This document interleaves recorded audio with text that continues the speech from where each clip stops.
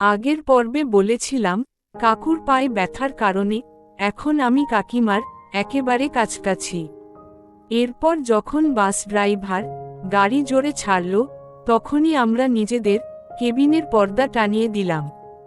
লক্ষ্য করলাম আমার মা বাবা দুজনেই ঘুমিয়ে পড়েছে। এদিকে কাকু আর বোনও ঘুমিয়ে পড়েছে। হঠাৎ তখনই আমার চোখে আবার মা বাবার খেলার দৃশ্য চোখে ভাসছিল, এবং সঙ্গে সঙ্গে আমার ধন খাড়া হয়ে জিন্স প্যান্টে ধাক্কা মারতে লাগল। ঘুমও আসছিল, তাই ভাবলাম খিচে ধনটাকে শান্ত করে তারপর ঘুমাবো। কিন্তু তখনই মনে পড়ল যে কাকিমা আমার পাশেই ঘুমিয়ে আছে। আমাকে খুব সাবধানে কাজটি করতে হবে।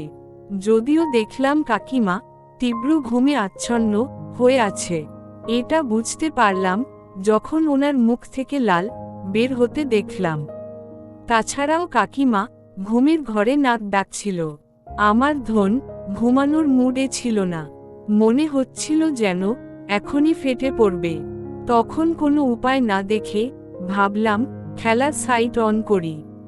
তখন আমি অজাচার মিলফ সার্চ করি, কারণ মা বাবার খেলা দেখে মাথায় শুধু ওইসবই চলছিল।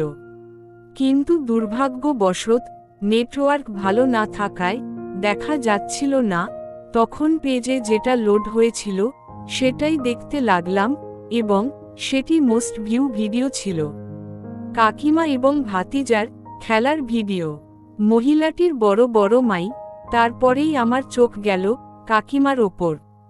তার মুখ থেকে লাল পড়ে বালিশ ভিজে গেছে। আমার ধন একটু শুকনো ছিল, তাই সেটাকে একটু তেলতেলে করার জন্য কাকিমার ঠোঁটের নিচে হাত রাখলাম।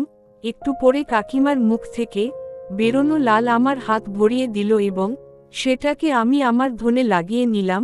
আমি আস্তে আস্তে আমার ধন উপর নিচ করতে লাগলাম, এবং আমার মাল একটু হলেই বেরিয়ে পড়বে এমন সময় দেখি কাকিমার চোখ খোলা এবং আমার দিকেই তাকিয়ে আছে। আমার ধন খেঁচতে দেখে কাকিমা বলে উঠল, ছি। আমার মনের ভেতরটা কেঁপে উঠল। আমার মাল আর একটু পরই বেরোতো, কিন্তু এরপরেই আমার ধন নেমে গেল, আর কাকিমা অন্যদিকে মুখ ঘুরে শুয়ে পড়ল।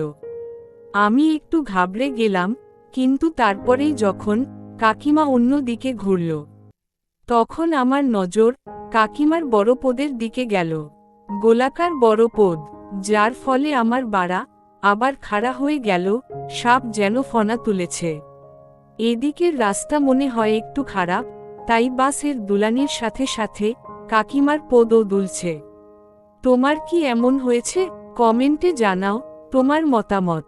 আবার ফিরে আসবো পঞ্চম পর্বে এমন আরও গল্প শুনতে। চ্যানেলটা সাবস্ক্রাইব করতে ভুলো না।